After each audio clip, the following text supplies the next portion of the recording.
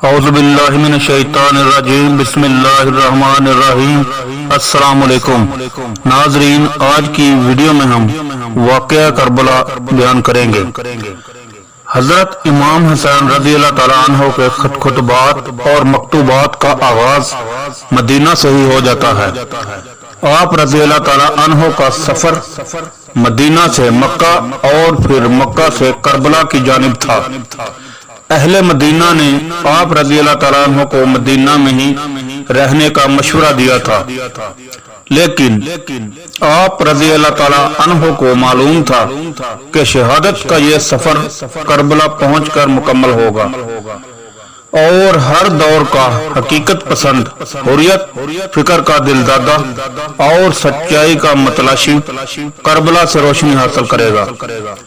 یزید کا پیغام بیعت مدینہ کے گورنر ولید بن عتبہ کے ذریعے آیا۔ اس وقت امام علی مقام مسجد نبوی میں تھے۔ ولید کا پیغام تھا، ایک حساس مسئلہ درپیش ہے، لہذا آپ رضی اللہ تعالیٰ عنہ جلدی تشریف لے آئیے۔ جب حضرت امام حسین رضی اللہ تعالیٰ عنہ ولید سے ملے تو اس نے یزید کی بیعت کا معاملہ پیش کیا۔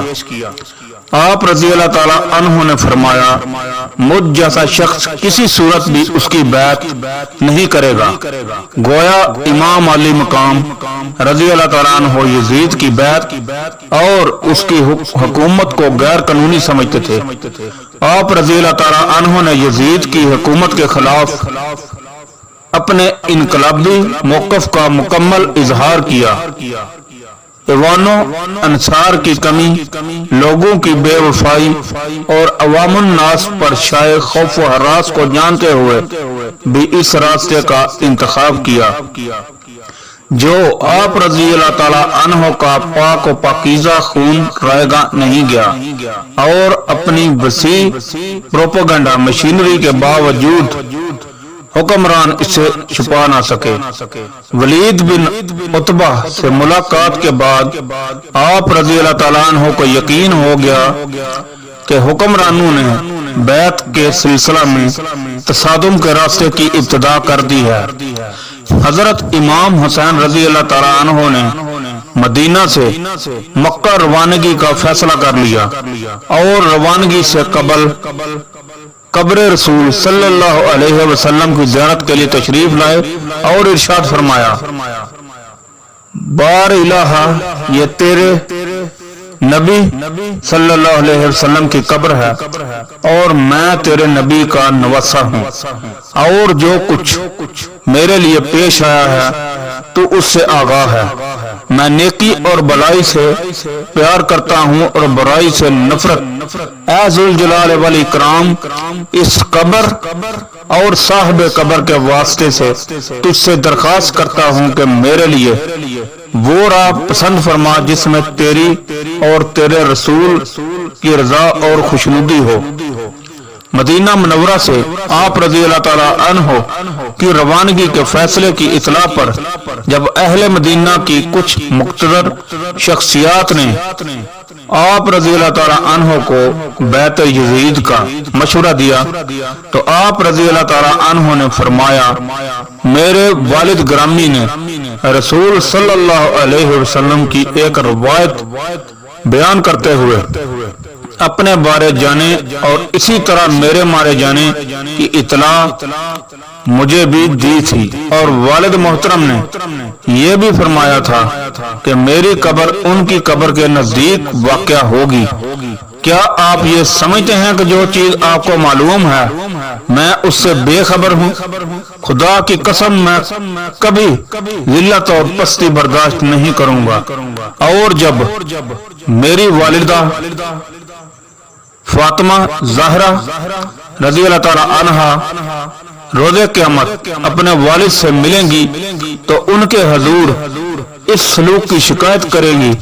جو امت رسول نے اولاد فاطمہ زہرا کے ساتھ روا رکھا، اور جو کوئی اولاد فاطمہ زہرا کو اذیت پہنچا کے جناب فاطمہ زہرا کو رنجیدہ کرے گا وہ ہرگز جنت میں داخل نہ ہو سکے گا۔ ام المومنین حضرت ام سلمہ رضی اللہ تعالی عنہ کو آپ رضی اللہ تعالی عنہ کے سفر کی اطلاع ملی تو وہ فرمانے لگیں اس طرح عراق کی سمت روانہ ہو کر مجھے غمگین نہ کیجیے، کیونکہ میں نے آپ رضی اللہ تعالی عنہ کے نانا رسول خدا صلی اللہ علیہ وسلم سے سنا ہے، انہوں نے فرمایا تھا کہ میرا فرزند حسین رضی اللہ تعالی عنہ سرزمین عراق میں کربلا پر شہید کیا جائے گا۔ آپ رضی اللہ تعالی عنہ نے جواب دیا، اے اماں، یہ نہ سمجھیے کہ اس معاملے سے صرف آپ آگاہ ہیں، میں خود آپ سے زیادہ واقف ہوں کہ میں ظلم و ستم اور دشمن کے نتیجے میں مارا جاؤں گا اور میرا سر تن سے جدا کر دیا جائے گا۔ اللہ عز و جل نے چاہا ہے کہ میرے اہل حرم اور رشتہ دار بے وطن ہوں، میرے بچے ذبح ہوں، قیدی بنائے جائیں اور انہیں زنجیروں میں جکڑا جائے اور وہ مدد کے لیے پکاریں اور کوئی ان کا ناصر و مددگار نہ ہو۔ مدینہ سے مکہ کی جانب روانگی کے وقت آپ رضی اللہ تعالی عنہ نے وصیت نامہ تحریر فرمایا اور مہر لگانے کے بعد اسے اپنے بھائی محمد حنفیہ رضی اللہ تعالی عنہ کے سپرد کر دیا۔ بسم اللہ الرحمن الرحیم، یہ حسین ابن علی کی وصیت ہے اپنے بھائی محمد حنفیہ کے نام۔ حسین گواہی دیتا ہے کہ اللہ کے سوا کوئی معبود نہیں اور نہ ہی اس کا کوئی شریک ہے، اور محمد صلی اللہ علیہ وسلم اللہ کے بندے اور اس کے رسول ہیں جو اس کی طرف سے دین حق لے کر آئے ہیں۔ اور حسین رضی اللہ تعالیٰ عنہ یہ بھی گواہی دیتا ہے کہ جنت اور دوزخ حقیقت ہیں اور روز جزا میں کچھ شک نہیں ہے، اور اس روز یقیناً اللہ تمام اہل قبور کو زندہ فرمائے گا۔ توحید، نبوت اور قیامت کے بارے اپنا عقیدہ بیان کرنے کے بعد اپنے اس سفر کے مقاصد ان الفاظ میں بیان کیے،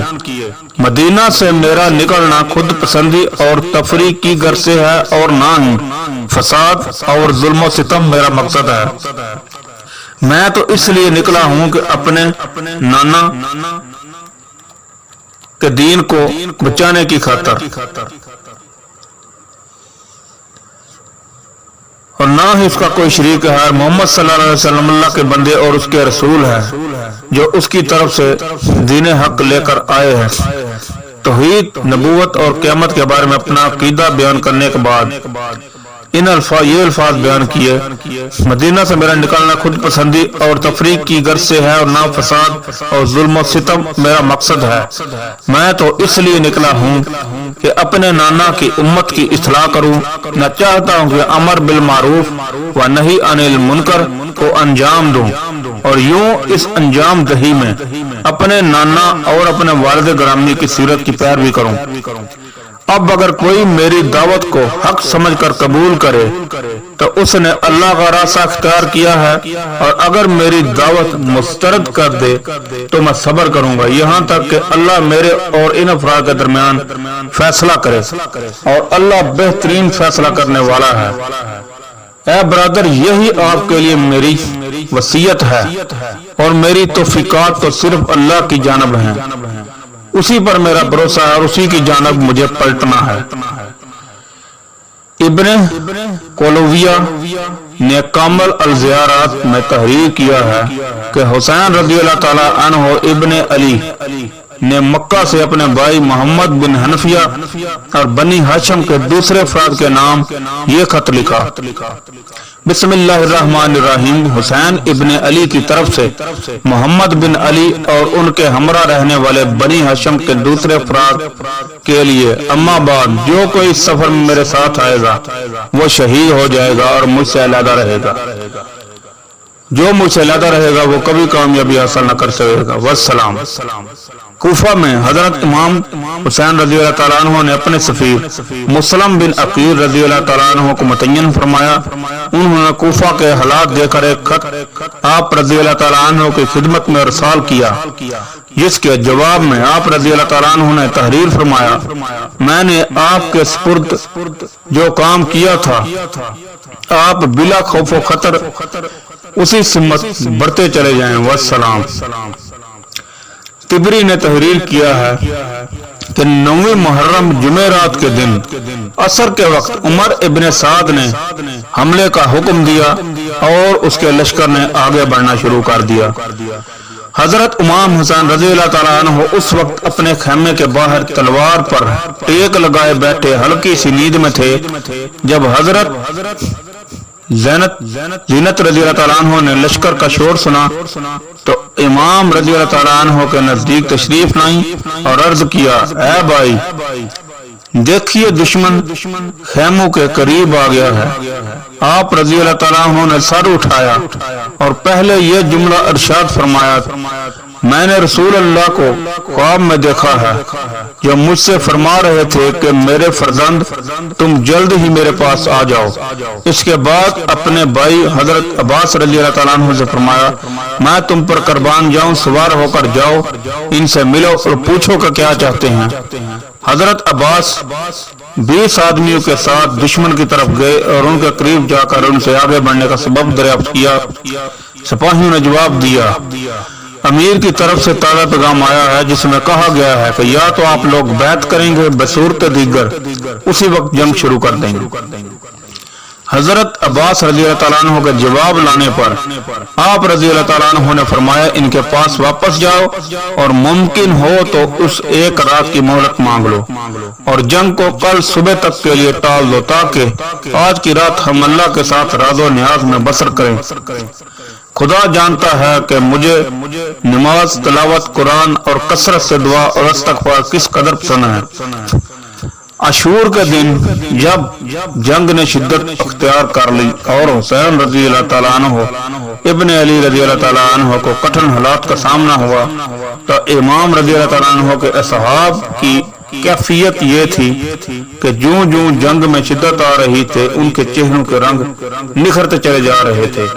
ان کے سکون و اطمینان قلب میں اضافہ ہو رہا تھا۔ اصحاب یہ منظر اور غیر معمولی جرأت دیکھ کر حیران تھے اور امام علی مقام کے ملکوتی اور نور سے جگمگاتے چہروں کی سمت اشارہ کر کے کہتے تھے، انہیں دیکھو، انہیں موت کی ذرا برابر پرواہ نہیں۔ امام رضی اللہ تعالیٰ عنہ نے اپنے صحاب کا یہ جملہ سنا تو انہیں مخاطب کر کے فرمایا، ہے معزز لوگوں کی اولاد، صبر و تحمل سے کام لو، موت تو صرف ایک پل ہے جس کے ذریعے تم سختی اور مشکلات سے گزر کر وسیع اور عریض جنت اور اس کی ہمیشہ رہنے والی نعمتوں تک پہنچ جاؤ گے۔ تم میں سے کون ہے جسے یہ بات پسند نہ ہوگی کہ وہ ایک قید خانے سے نکل کر محل میں منتقل ہو جائے؟ یہ موت تمہارے دشمنوں کے لیے ایسی ہی ہے جیسے انہیں کسی محل سے نکال کر قید خانے اور عقوبت گاہ میں ڈال دیا جائے۔ میرے والد گرامی نے بیان کیا ہے کہ انہوں نے رسول اللہ صلی اللہ علیہ وسلم سے سنا ہے کہ دنیا مومن کے لیے قید خانہ اور کافر کے لیے جنت ہے، اور موت ایک پل ہے جو مومن کو جنت میں اور کافر کو جہنم میں پہنچا دیتی ہے۔ میں جھوٹ نہیں بولتا اور نہ ہی مجھے کبھی جھوٹ بتایا گیا ہے۔ اس کے بعد حضرت امام حسین اور ان کے تمام خاندان کو شہید کر دیا گیا۔ ناظرین، اگر آپ اس طرح کی اور ویڈیو دیکھنا چاہتے ہیں تو کائنڈلی چینل کو سبسکرائب کریں اور بیل آئیکن کو پریس کریں تاکہ ہر نئی آنے والی ویڈیو آپ تک پہنچ سکے۔ اللہ آپ کا حامی و ناصر ہو۔